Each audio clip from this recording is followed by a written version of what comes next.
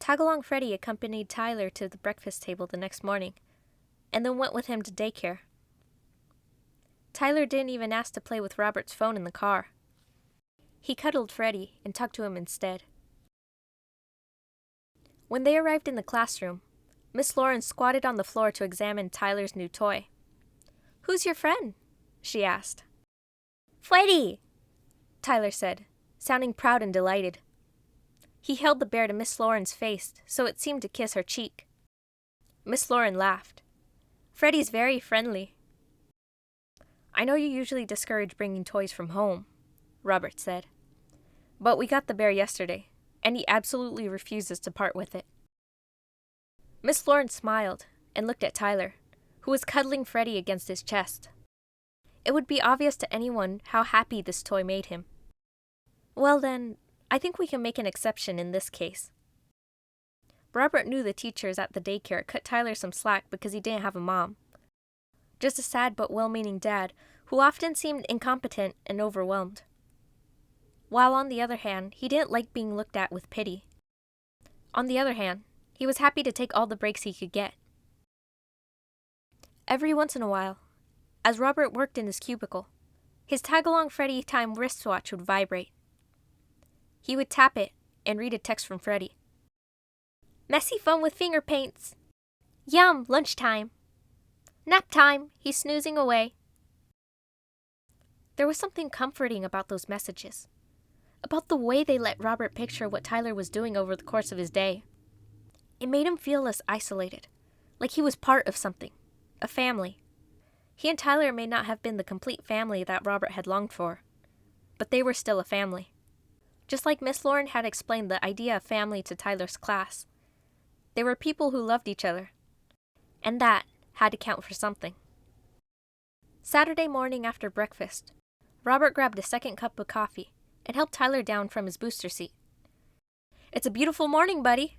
Why don't we go outside and you can play in your sandbox?" "Yeah, sandbox," Tyler said.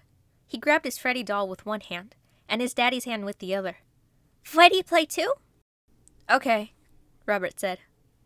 "Freddy can come too, but he can't get in the sandbox. The sand would be bad for his fur."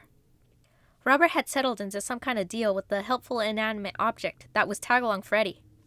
Freddy would give Robert regular updates on Tyler's safety and well-being, and in return, Robert would prevent Tyler from submerging Freddy in water, smearing him with spaghetti sauce, coating him in sand, or exposing him to other messy form of peril.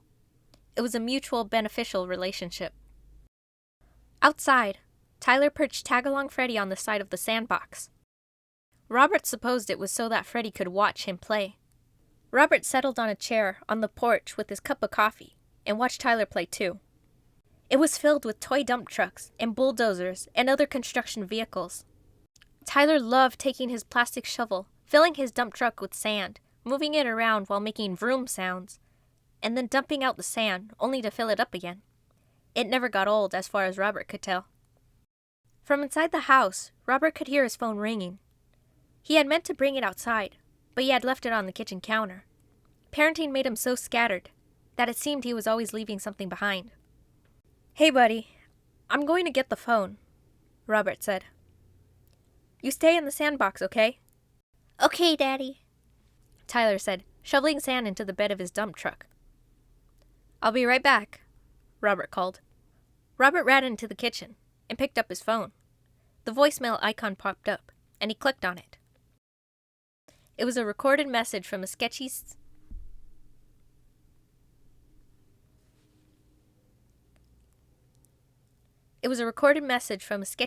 company trying to sell him a home. It was a recorded message from a sketchy sounding company trying to sell him homeowner's insurance he didn't need. He deleted the message and headed back outside. The sandbox was empty. Fear gripped Robert's heart. "Tyler!" he yelled. "Tyler!" No answer. He ran up to the sandbox. He could see the indentation in the sand where Tyler had been sitting, but no Tyler. Tyler's Tagalong Freddy still sat on the edge of the sandbox. Clearly, Freddy had not been watching. Robert looked at the open gate. It had been closed before, hadn't it? and saw a white van he didn't recognize driving away. Could Tyler be inside that van? It was the absolute worst thing he could imagine. Robert felt his tag-along Freddy Time wristwatch vibrate. The watch's screen announced, "A message from Freddy." He tapped the icon. A one-word message appeared on the screen. "Gone." "Gone," Robert screamed. "Gone? How is that supposed to help me?" He kicked the stuffed bear as hard as he could, sending it sailing across the yard. "Tyler! Tyler!" He yelled some more. He ran out into the street yelling. Neighbors came out of their houses to ask what was wrong, but no one had seen his son. Could someone have opened the gate, come into the yard, and snatched his son in the few seconds it took him to go inside the house and grab his phone? It seemed impossible. And yet, you saw the kind of thing on the news all the time. Those people had probably thought it was impossible too. The kind of thing that happened to other people, but not to you. Until it did. His phone. He had forgotten he was still holding his phone. Time was wasting. He called the police. They arrived quickly. He'd give them that. There were 2 officers, an older man with salt and pepper hair, and a young dark-haired woman. "So, at what time did you notice your son was missing?" the young officer asked. Her demeanor was so professional, but Robert could still hear genuine concern in her voice. Her badge read, Ramirez. "Maybe 20 minutes ago," Robert said. He was so panicky he couldn't get his breath. "He was in the sandbox. I ran into the house to get my phone, and when I came back, he was gone." And there's no chance he could have come into the house while you're getting your phone and then hidden somewhere? Some kids get a kick out of hiding. The older officer, whose badge read Cook, said, "You'd be amazed how many kids I've found hiding under beds or in closets, giggling like crazy about how bad they've scared their mom and dad." "No, I would have heard him if he came back in the house," Robert said. "Also, the front gate was open when I came back. I'm pretty sure it was closed before. And I saw a white van on the street. I know it doesn't belong to anybody in the neighborhood. Maybe he was abducted by someone in the van." Officer Ramirez was taking notes furiously. "Did you get the van's license plate number?" "No, it drove away too fast. I'm sorry." In fact, Robert hadn't even thought of trying to get the van's license plate number. "You would think I'd never seen a cop show on TV," he thought. "I'm incompetent. I'm too incompetent to be a parent. And now, Tyler is paying the price." "That's okay," Officer Ramirez said. "I know this is upsetting. I just need to go through all these questions, so we'll have the information we need to find your son. Now, does your son's mother live with you?" "No. She died in childbirth having Tyler." If she weren't dead, Robert thought, Tyler probably wouldn't be missing because he would at least have one competent parent. "I'm sorry to hear that," Officer Ramirez said. "Could you give us a physical description of your son?" "He's 2 years old," Robert said. "Hazel eyes, dark hair. He's around 3 feet tall, and I think he weighed 28 pounds on the last doctor's visit." Conjuring up a vivid picture of Tyler made his disappearance all the more painful. 3 feet tall and 28 pounds. He was so tiny, so helpless. "Here, I can send you a picture of him." He fumbled with his phone. "Can you tell us what clothing Tyler was wearing at the time of his disappearance?" Officer Ramirez continued. What clothes had Robert picked out for Tyler this morning? He hadn't paid much attention because he wasn't anticipating being quizzed on them. Play clothes. Blue shorts, I think. And a t-shirt with Freddy Fazbear on it. Saying the bear's name made him think painfully of the message on his wristwatch. Gone. He had to pull himself together, for Tyler's sake. "Red sneakers," he said. "And he's still in diapers if that matters." Tears sprang to his eyes. Tyler was still just a baby. "Thank you," Officer Ramirez said. "So, what are you going to do to find him?" Robert asked. Officer Cook, who had seemed content to let his partner ask most of the questions, finally chimed in. "Sir, when a child this young is missing, you can be sure it's not something we take lightly. We'll scour the entire area. We'll see if we could get any info about that van, and we'll be in touch. Right now, home is the best place for you to be, with your phone close by." "Are you going to put out one of those alerts for missing children?" Robert asked. He couldn't remember what the alerts were called, but he got them on his phone with some frequency, and always found them upsetting. He couldn't help imagining the frightened children, the frantic parents. Now he was one of those parents. An Amber Alert?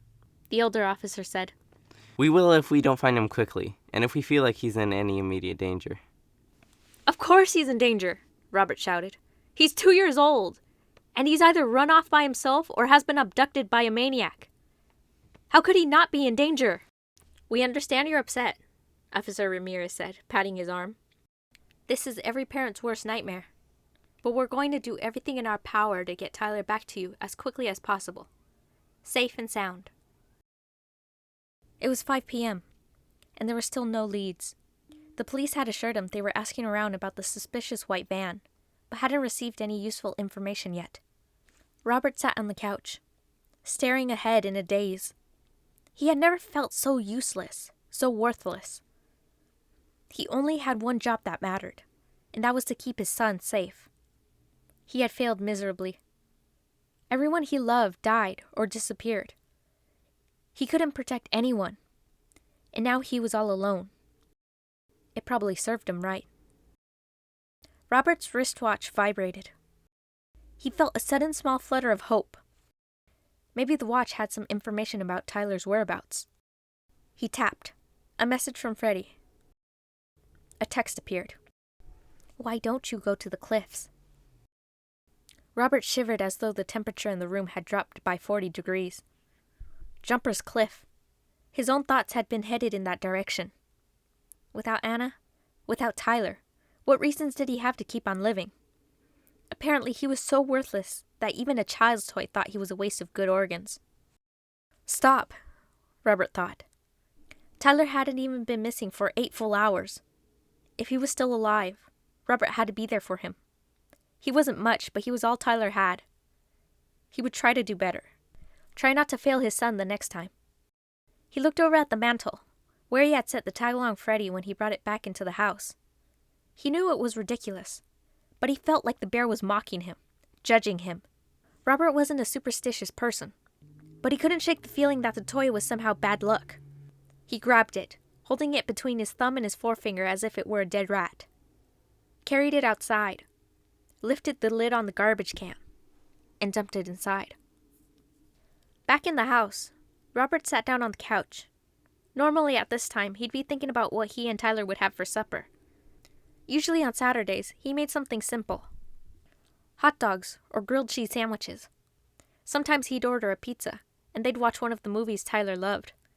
The kind with cartoon animals being heroic. Robert wished he could be heroic. His phone rang. He answered before it had time to ring twice. Mr. Stanton? This is Detective Ramirez. Did you find him? Robert's heart was pounding in his chest. Not yet, sir, but we have officers out all over the city. We also have use of a dog that has tremendous track record when it comes to locating missing persons. I know this seems like an irregular request, but do you have some piece of clothing that belongs to your son that we could use to give the dog to sniff? An unwashed shirt of his that's in the laundry hamper, maybe. I'm sure I do. Yes. Robert was always behind on laundry. He counted it as one of his many failings, but in this case, maybe it could actually be helpful. Well, if it's okay with you, I may come by and get it. Yes, of course, Robert said, trying to keep his voice from breaking. Anything that might help you find him. Once he was off the phone, Robert went to Tyler's room. He looked at Tyler's little toddler bed and thought about all the nights he had peeked into the room and seen Tyler there, sleeping in that deep, peaceful way that only children can sleep. He would give anything to see Tyler lying there right now. Anything. He reached into the laundry hamper and pulled out the blue and white striped shirt Tyler had worn just the day before.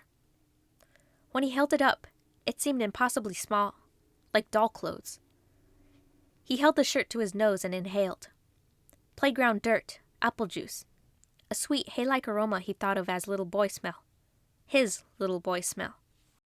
Robert sat down on Tyler's bed, put his face in his hands, and sobbed.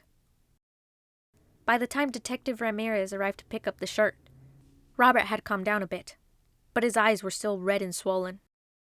"I know this is hard," Detective Ramirez said. "Probably the hardest thing you've ever been through. But I can promise you, we will do all that we can to find your little boy. Try to get some rest, okay?" This was probably the hardest thing he had ever been through, but losing Anna had been terribly hard too. He knew everybody had some bad things happen to them, but he certainly felt like he had more than his fair share of suffering. His phone vibrated. He clicked on the message icon. The text read, "Why don't you go to the cliffs?" Robert's anger flashed white hot. Maybe it wasn't so crazy to think the bear was judging him. After all, it was urging him to commit suicide. Well, he wasn't going to have it. He stomped outside to the garbage can, where he dumped the thing. He brought the bear back into the house. Somehow it made him less nervous to have the thing where he could see it. He hoped he wasn't losing his mind. He was under an unthinkable amount of stress, of course. But he needed to keep it together for Tyler. Rest. Detective Ramirez told him to get some rest. Instead of going to the couch, Robert walked down the hallway to his bedroom, carrying the bear. He set the bear down on the bed. Looking at it, he felt such a surge of hate for the toy that his stomach roiled. He ran to the bathroom and retched into the toilet, though not much came up. He hadn't eaten since breakfast. Breakfast seemed like years ago. Everything had still been normal at breakfast. Everything had been normal until he brought the tag-along Freddy into the house. Back in the bedroom, Robert glared at the offending bear. He drew back a fist and punched it in the face again and again. It quickly became apparent that the punches weren't at all effective. The bear's face would cave in when Robert's fist made contact with it, but then it sprung back into place. Robert wasn't doing it any harm, and the thing he wanted, other than getting Tyler back home safely, was to harm the bear. Robert grabbed Tag-along Freddy by the ear and carried it downstairs. He went into the kitchen and retrieved the box of matches he kept on a high shelf in a cabinet out of Tyler's reach. He carried Freddy outside to the trash can and threw him back in. He struck a match and held it to the bear, waiting for it to catch fire. The bear's foot smoldered a little, but refused to burst into flames. It was probably treated with some chemical, Robert thought, to make it flame retardant. A safety feature. Well, he put a stop to that. He grabbed the bottle of lighter fluid he kept near the grill. Robert doused the bear with lighter fluid. Then he struck another match and threw it into the garbage can. Tag-along Freddy went up in a satisfying whoosh of flames. Robert watched it burn for a few minutes, then used his garden hose to extinguish the fire. He didn't want to accidentally burn the whole house down. Once the fire went out, he felt a small amount of relief. He knew it didn't make any logical sense, but he still felt as if destroying the bear would somehow help find Tyler. At the very least, there wouldn't be a voice that kept telling Robert to kill himself. Now he could rest, just like Officer Ramirez had ordered him to. After he made sure the last of the fire was extinguished, he went back to his bedroom, undressed, and crawled under the covers. He was pretty sure there was no way he was going to sleep, but it was still a relief to lie down. He was so exhausted that every bone and muscle in his body felt heavy as lead. He didn't lose consciousness, but he lay there in a sort of stupor. His eyes open, but not really seeing. The vibration of Tag-along Freddy Time wristwatch startled Robert, but that was impossible. He had destroyed the bear. It couldn't send him messages anymore. Maybe he really was asleep, and this was a dream. Wouldn't it be wonderful if all of this had just been a really bad dream? Robert slapped his own face and felt the sting. He wasn't dreaming. He lifted his arm and looked at the watch. A message from Freddy was flashing. With a shaking hand, he tapped the icon. "Why don't you go to the cliffs?" "No!" Robert yelled, clapping his hand over his ears. "No, this is impossible. The bear is practically just ashes now. It can't still be telling me to kill myself. It can't be telling me anything." Robert ran outside and lifted the lid of the garbage can. The Freddy doll was charred, but it was still grinning. He reached inside the can and pulled it out. The bear stank of smoke and lighter fluid, and was singed and blackened in some places, but it was still intact. Robert knew that he spent too much time without adult company since Anna died, and sometimes he felt so sad and lonely that he wondered if he should see a therapist. But now, it seemed, he had moved beyond the need to just talk to a caring professional. The trauma of losing Tyler after losing Anna had caused him to lose something else, his mind. But he had destroyed the bear. He knew what he had seen. When Robert had first seen the bear in the store, he thought it was cute. A nice cuddly bear for his boy. But now the bear's once charming smile looked malevolent. Its black eyebrows seemed to slant downward, in a classic cartoon depiction of evil.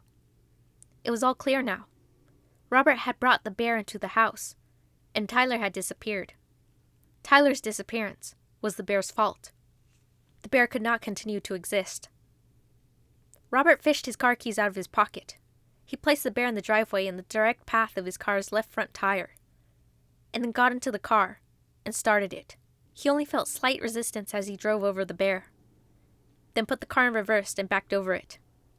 Then he ran it over one last time, leaving the bear's body trapped beneath the tire. A furry Freddy pancake. Going inside the house, he heard his phone ringing. How could he be so stupid as to leave his phone inside? This was the exact kind of stupidity that got Tyler kidnapped in the first place. He ran to answer it. "Yes?" He panted, out of breath. "Mr. Stanton, this is Detective Ramirez. Are you okay?" It was such an absurd question that he almost laughed. Of course he wasn't okay. His child was missing. And he had just spent the past 5 minutes intentionally running over the child's favorite stuffed toy. These were not actions of a person who was okay. He decided her question didn't deserve an answer. Instead, he asked the only question that mattered. "Did you find him?" "Not yet, Mr. Stanton, but I wanted to let you know that the dog has his scent now and is searching for him. We also have the tag of every white van in the metro area, and we're running them to see if any of the owners have a history of criminal activity. We're working hard to find your boy. I'll call you in the morning and update you." Morning seemed like years away. How was he going to make it until morning without Tyler? Without even any information about Tyler? "Is there anything I should be doing?" "Stay close to your phone. Get some rest. Pray, if you're the praying sort. And stay hopeful." "Thank you," Robert said. But really, other than destroying the bear, there was nothing he could do. He was a helpless, hopeless case. Just as he hung up the phone, his wristwatch vibrated. "How?" he yelled. "How?" He knew what it was going to say, but he sorely tempted to run it over just like the bear. But there was still a tiny chance, wasn't there? That the watch might have some connection to Tyler, that it might help locate him in some way. He gritted his teeth and tapped. A message from Freddy. "Why don't you go to the cliffs?" Broken, Robert sank to his knees and cried. The more the bear told him to go to the cliffs, the more suicide seemed like a welcome relief from his pain. Sure, it would be terrifying, standing on the edge, looking down at the jagged rocks below, and willing himself to jump. But the fall would be so fast, he wouldn't have time to think or feel anything. And the force with which he'd smack into the rocks would be so hard he would die instantly. Even if there was some physical pain, it would hurt less than the emotional pain that was ripping him apart. Without Anna and Tyler, what reason did he have to live? If he went to the cliffs, he could join Anna in death. Maybe there was even a possibility he would see her again on some other spiritual plane. And of course, it was also possible that Tyler was also... This thought was so horrifying that it sent Robert running back to the bathroom to retch up the non-existent contents of his stomach. He leaned over the toilet, gagging and sobbing. My little boy," were the words that played in a loop in his head. He flushed the toilet and stood upright. He caught a glance of himself in the mirror and was shocked by what he saw. He seemed to have aged 10 years in a single day. His complexion was gray, and his eyes were swollen and bloodshot. His face was streaked with tears and snot. On impulse, he turned on the water in the shower. Maybe standing under the spray would calm him down a little, loosen the painful knots in his shoulders. He undressed and stepped into the stall, letting the hot jets of water pound his neck and shoulders. He felt his exhausted mind begin to wander. Tyler's first birthday. Knowing the joy that 1-year-olds take in destruction, Robert had gotten Tyler a special smash cake he could destroy in addition to a larger birthday cake that Robert could slice and serve. Wearing a conical paper birthday hat. When the smash cake was set before him, he cackled with delight and immediately jammed both fists into it. He brought his fist down into the cake again and again. He eventually gave one of his frosting-covered hands an experimental lick. Apparently liking what he had discovered, he dove into the cake face first, coming up with a mouth and face full of frosting. Robert had filmed the whole thing laughing. Robert had been so happy that day. He had thought about how that day was the first of many happy birthdays for his son. The first of many birthdays he and Tyler would celebrate together. He had been wrong. Freddie's words echoed in his head. Why don't you go to the cliffs? 2 years before the birthday party, Robert and Anna's first anniversary. The official gift for the first wedding anniversary was supposed to be paper. Robert had checked out a book on origami from the library. And after a lot of failures and frustration, he had learned how to make origami cranes. For weeks, he spent every spare minute he had folding pieces of paper into cranes. The night of their anniversary, they had gone to their favorite sushi restaurant. And Robert had presented Anna with a box of 100 origami cranes. 1 crane, he said, for every year of happiness they would have together. Robert had known realistically that he and Anna couldn't possibly have 100 years together. But in his darkest nightmares, he never would have dreamed that they would only have 1 year left. Were some people just doomed to lose everyone they loved? Or was it just Robert's own personal curse? Those words again. Why don't you go to the cliffs? Robert stood under the shower until the water ran cold, and he started to shiver. He turned off the faucet and grabbed a towel. He dried himself off and put on his bathrobe, but he was still shaking, not just with cold, but with sadness and fear. How could the bear be threatening him? How could the bear still be threatening him? Hadn't he destroyed it? Robert remembered the line from the description on the toy's packaging. Tagalong Freddy is the bear who is always there. Robert threw on an old t-shirt and a pair of shorts, then grabbed scissors from the bathroom cabinet. He ran out of the house and into the driveway. He yanked the doll out from under his car tire, laid it flat on its back on the hood of the car, and stabbed it over and over and over where its heart would be, if it had a heart. What do I have to do to make you go away? Robert yelled as he kept on stabbing the bear. Why won't you just die? You're not even supposed to be alive. The bear's chest was slashed to ribbons. Bits of stuffing poked out from between the tears. Robert was debating ripping out the stuffing when his wristwatch vibrated. He knew what to expect. He knew it would be awful. But the little flutter of hope from somewhere inside him whispered, what if? What if it's news about Tyler? What if I can save him? He took a deep breath and tapped. A message from Freddy. Why don't you go to the cliffs? Why don't you go to the cliffs? Why don't you go to the cliffs? Why don't you go to the cliffs? Why don't? Robert ripped off the watch and threw it against the pavement, smashing it. Finally, the watch went silent. He picked up the bear and looked at its blank, googly eyes. All of his rage, all of his pain had turned into a numbness that was somehow even worse. Fine, he said to the bear, feeling more emotionally drained than he ever had. We'll go to the cliffs together. It was the only logical thing to do, Robert thought. Robert was empty. He was a shell, like a house that had burned so that all of its insides were destroyed. It might not look so bad from the outside, but really, there was nothing left to save. It was time to bring in the wrecking ball.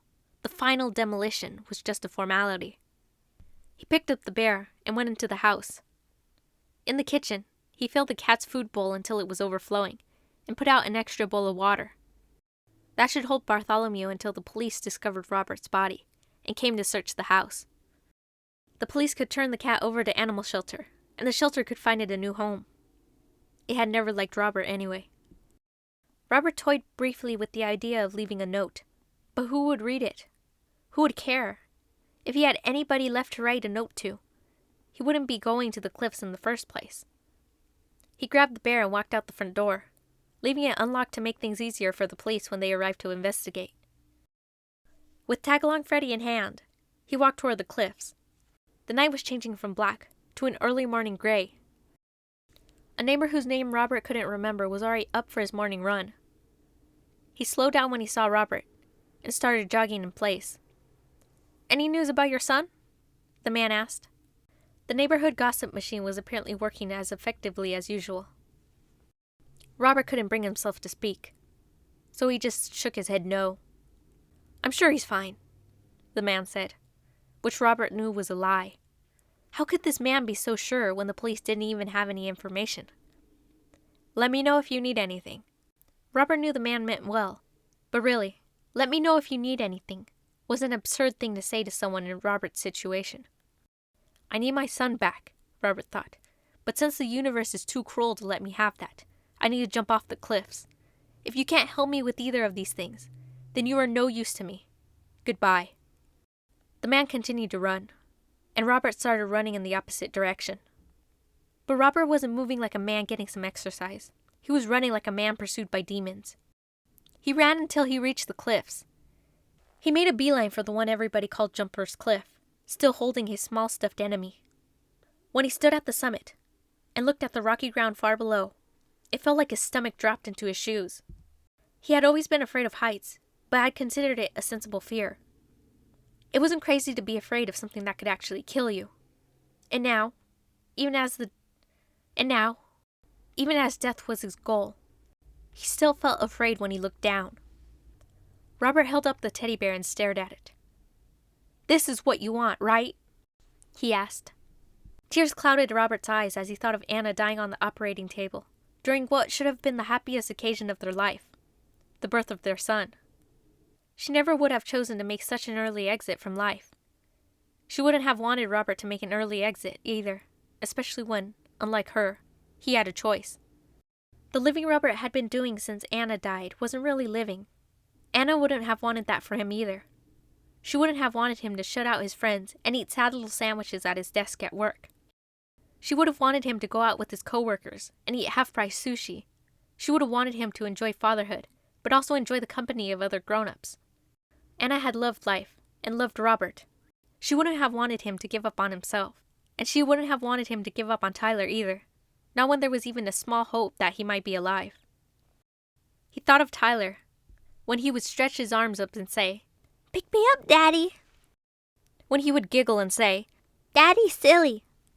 Or when he would play Tickle Monster, or the rhyming game, or read books together.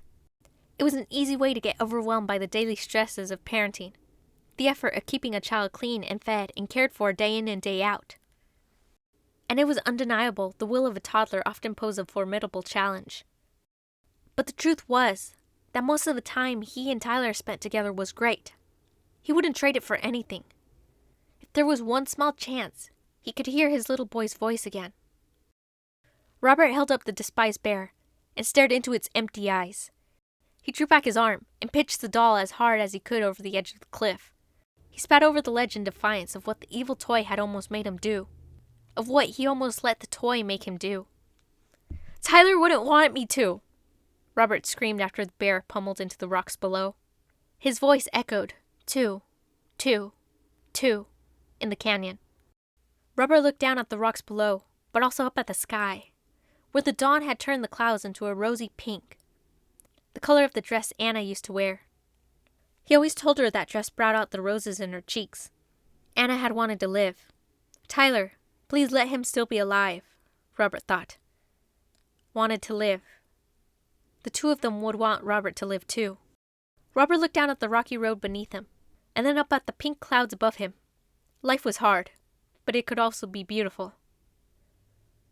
The two people he loved most in the world wouldn't want him to lose sight of that. As the sun rose, Robert heard the early morning chirping of birds and the cry of some small animal he couldn't identify. The mewing of a kitten, perhaps? The cries were coming from below him, in one of the many holes that had created a shallow miniature cavern in the rock face. The more Robert listened to the cries, he decided they sounded almost human. Could it be? Robert's heart felt as though it might pound out of his chest. He made his way to the underside of the cliff. He had to resist the dangerous temptation to run. How embarrassing that would be, if he had decided to live, and then fell off the cliff by accident. As he got closer to the caverns, The cries became more distinct. A high keening that could be a wounded animal, but also could be a frightened human child. Robert stood in front of the openings in the rock face, hoping that he would see his son, and not a wounded animal that might attack him out of fear. "Tyler!" he called. "Tyler, is that you?" "Daddy!" Tyler's voice, weak from crying, came from the hole nearest Robert. "Daddy! Daddy, come get me!" The hole wasn't wide enough for Robert's shoulders to fit through. "I can't fit in the hole, buddy. You're going to have to come to me. Come toward my voice, buddy. You can do it." He could hear scrambling in the hole. And then, in what couldn't have been more than a minute, Tyler poked his head out of the rocky opening like some kind of woodland creature. He held out his arms, and Robert scooped him up and hugged him. Tyler was dirty and sweaty from his overnight stay in the caverns. But to Robert, he smelled sweeter than anything else in the world. "You scared me half to death, buddy," Robert said, holding Tyler close. "Why in the world did you run off like that?" "I saw a doggy," Tyler said, like it was the most logical answer in the world. "So you tried to follow the doggy and got lost?" "Mm-hmm." Tyler rested his head on Robert's shoulder. "Well, that was really dangerous, buddy. You should never leave the yard unless I'm with you. Promise me you'll never do that again." "Okay, Daddy," Tyler said. Robert hoped he meant it. "Good. Let's go home." "Yeah, carry me," Tyler said, and Robert could hear the tiredness in his voice. "Okay, buddy." Robert was tired too, but now that he had found his son, he felt like he had the strength to carry him for 1,000,000 miles. As Robert carefully walked away from Jumper's Cliff, Tyler said, "Daddy?" "Yes, buddy." "I'm thirsty." "I bet you are. We'll get you a nice big cup of water as soon as we get home." "And can I have a peanut nana?" "Sure." Robert knew the kid must be starving. He hadn't eaten since breakfast the day before. Robert was happy to have an opportunity to make Tyler his favorite snack again. Sliced bananas with peanut butter to dip them in. Toddlers like to eat things they could dip into other things. "And I'll make my special mac and cheese for supper, okay?" "Yummy!" Honestly, Robert's mac and cheese wasn't anything special, just a mix from a blue box. But it would be special, because Tyler was back and unharmed, and they'd be eating it together. From now on, all their time together would be special. A thought occurred to Robert as they reached the lower cliffs. "Hang on just a second, buddy. I want to see something." Without getting too close to the edge, Robert peered down in the direction in which he'd thrown Tagalong Freddy. The little bear was nowhere to be seen. "What you see, Daddy?" Tyler asked. "Nothing, buddy. But look at how pretty the sky is. Your mommy used to have a dress the color of those clouds." He decided he would no longer keep silent about Anna. Tyler needed to hear about his mom, just as Robert needed to talk about her. If they talked about her, if they thought about her, there was a way in which she would still be with them. "Mommy pretty," Tyler said. "Yeah, she was," Robert said. "Would you like to look at some pictures of your mommy sometime soon?" "Yeah," Tyler said. Tomorrow, Robert decided, he would take the photos of Anna down from the attic. He could put some on the mantel in the living room, and maybe one in Tyler's room too. "We'll do that tomorrow then," Robert said. "And I can tell you some stories about her too. Your mommy was very pretty and smart and nice." "Daddy nice too," Tyler said. It was a high compliment from a 2-year-old. "Thanks, buddy. I love you," Robert said, holding Tyler securely as he walked farther and farther away from the cliffs. "I love you, Daddy." "I love you too, buddy." Robert set Tyler down on the ground. Tyler slipped his hand into his daddy's, and they walked together toward home.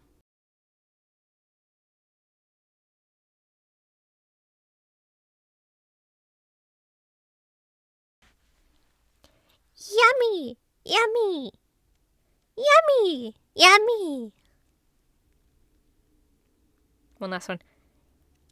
"Yummy! Yummy! I love you, Dad. I love you." Oh, God. This story was absolutely horrible for my voice. I cannot talk now. So if there is not a video tomorrow, you know the reason why. I lost my voice. I think this is actually one of the I think this is actually one of the shortest Fazbear Frights books so far. And I mean, there was a lot, but it wasn't really much of FNAF. It was more like this psychological thing. Like, it was more about Robert thinking about everything bad that happened to him. Like, toward the end of the story, like around where he was in the shower, I actually had a hard time reading it because it brought back some bad memories I don't want to remember. Hey everybody, this is me while editing, and I originally thought that the Freddy plush was there to basically torment Robert.